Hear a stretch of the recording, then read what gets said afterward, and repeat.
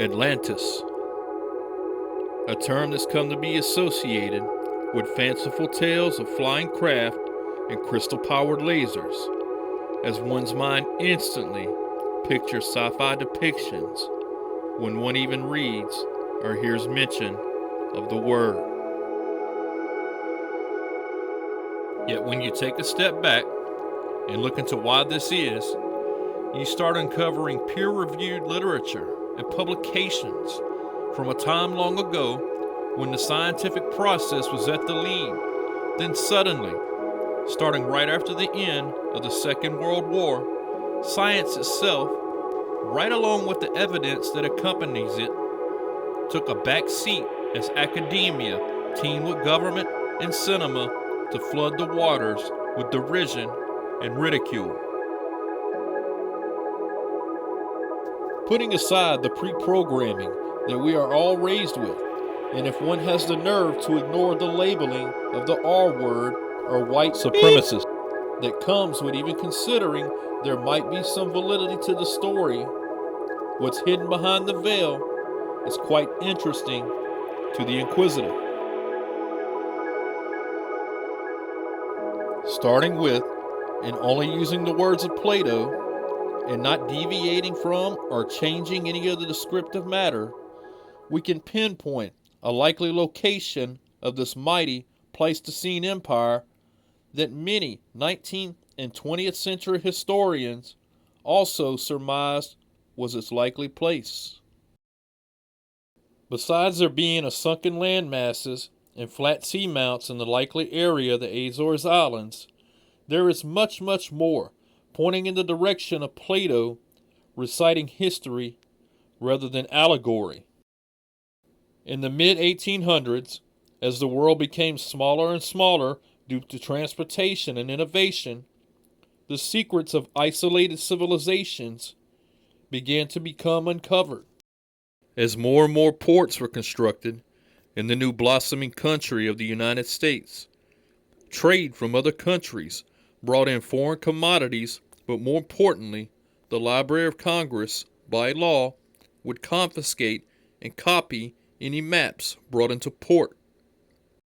Combined with literature from around the world, a very effective political speaker took interest in the tale of Atlantis, and as he ran for and won a seat in Congress, representing Minnesota, Ignatius Loyola Donnelly now had access to the largest library in the country and spent years researching and compiling what he considered evidence to back the validity of Plato's claims.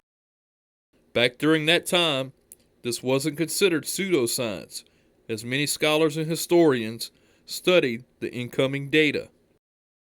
Although some of the findings of Ignatius that he considered evidence later was found to be inaccurate, the majority of his discoveries in his book, Atlantis, the Antediluvian World, still stand as valid today, and instead of being taken serious and looked into by academia, it's been left to linger as if ignoring these anomalies will make them go away. Another topic we have all been fed a narrative on, or a version of, is the civilizations that existed in the Americas at the time of discovery and colonizing by the Europeans.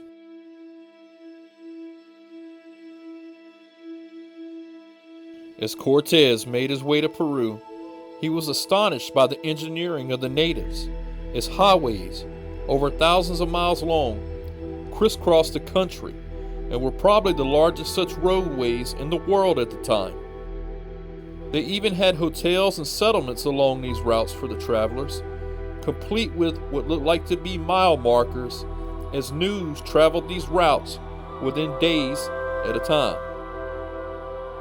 They also built aqueducts hundreds of miles long and even created suspension bridges 1,000 years before they were ever created in Europe itself.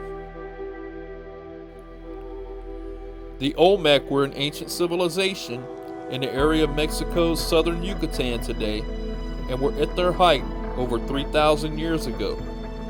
They carved enormous, beautiful statues and were very advanced at their height. More than a couple of the Olmec carvings depict bearded men with what looks like to be turbans on their heads, which is quite anomalous and unexplained, as the native people to the Americas did not grow facial hair. Are we to believe the Olmec just imagined people with long beards? Making bricks, cement, and even the arch itself was known of not only in the Old World, but in the Americas also. The Peruvians were discovered to associate gold with the sun and silver with the moon, which is quite surprising, as during the medieval ages, the practice of alchemy, both these were associated with the same.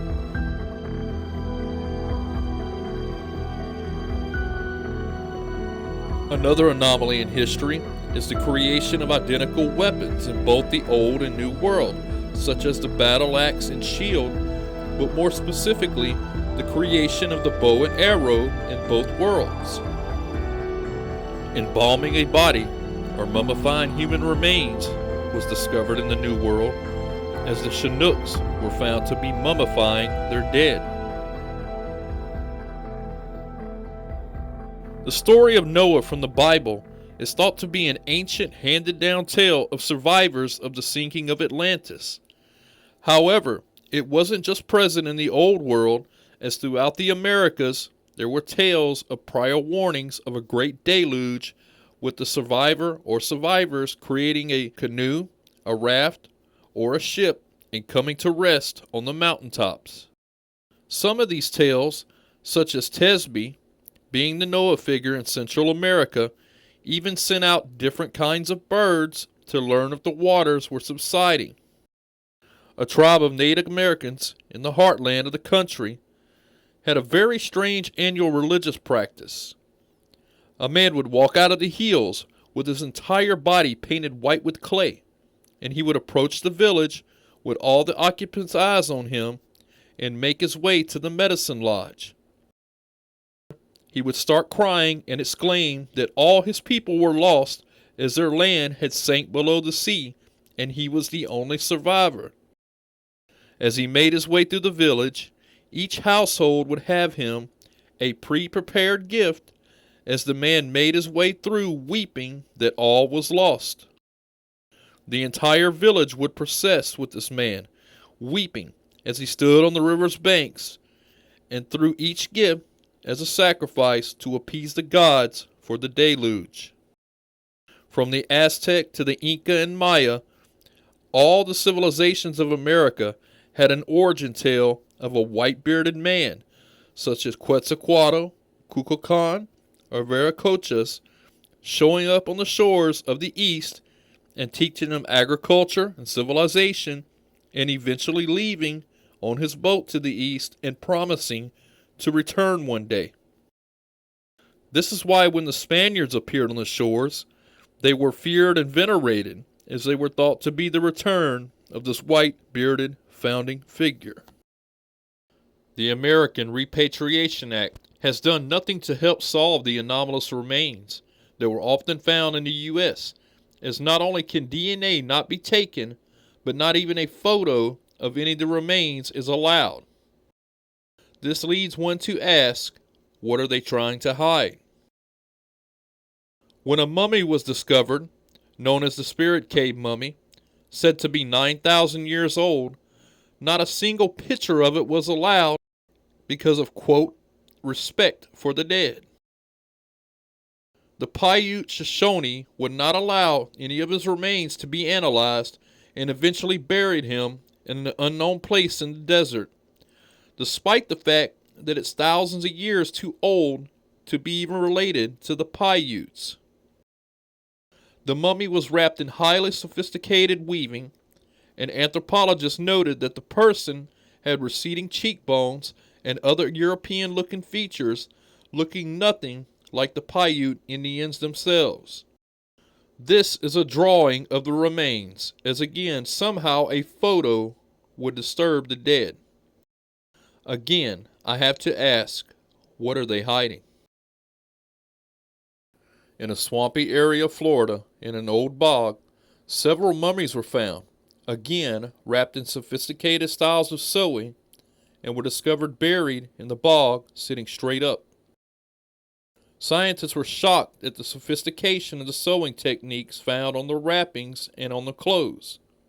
An anthropologist with the Smithsonian was investigating this mysterious find and stood firm on his findings that these 30,000-year-old mummies' DNA showed they were European in origin. That is, until his death when, as typical, academia came out to dispute and disprove his findings. This isn't the only time that a 30,000-year-old mummies was found in the Americas, as some were found in South Carolina as well. And there's a recent find of human occupation of a cave in Mexico dated to over 30,000 years ago.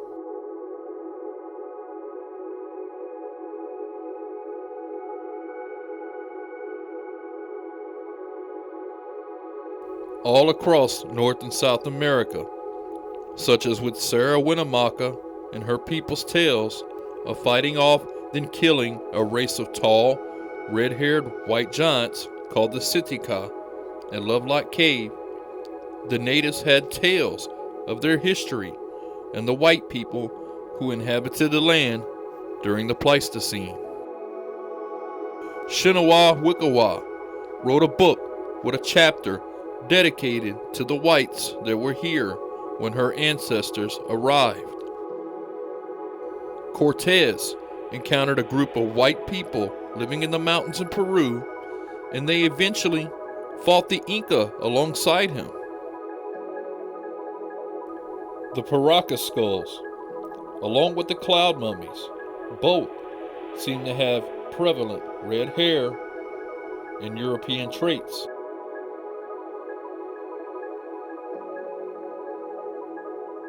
People still believe the debunked hypothesis of humans walking out of Africa and mutating into whites and Asians, even though DNA debunked this a decade ago.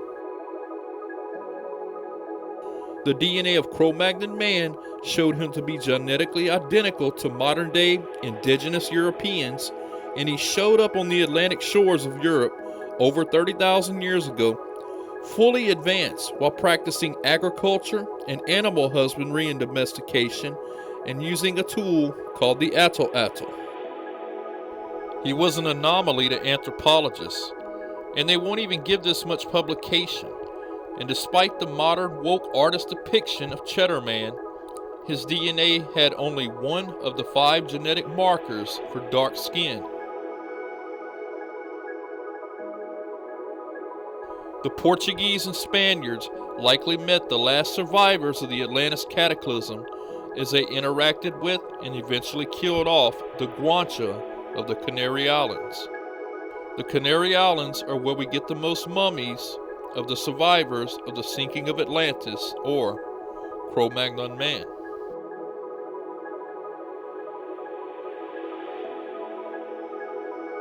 The word Atlantis, or the letters ATL and atlatl, have no origin in etymology, and it's never been discovered their origins, yet the ocean was always called the Atlantic, and the isolated Basque people of the Pyrenees have an origin story of their homeland sinking, and its name was Atlantica. The Maya, who inherited much of their science and religious practice from the much earlier Olmec, have a calendar with the 3rd month called ATL, and this word to them meant flood. The Aztecs said that they came from a different place. They said that their homeland was called Aztlan. One has to wonder which flat plain seamounts of the Azores Plateau was drilled into. In the core, it was discovered that the seamount was once above the surface of the ocean, as it brought up seeds and tree bark and sand. Carbon dating showed it to have sunk around 12,000 years ago.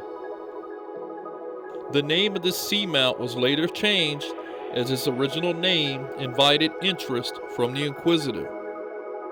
Its original name was the Atlantis seamount.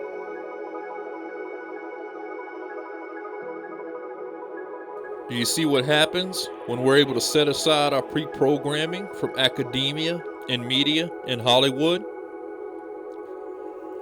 The word Hollywood comes from the staff that the ancient Druids would use as they blessed a certain type of wood and commanded their followers. This wood came from a holly tree, hence Hollywood. It was named that because it's used to control how we think. There is much, much more to back the claims that Plato was reciting history instead of allegory. That's if you can break free and look behind the veil that covers Atlantis. My name is MJ. Thank you for listening.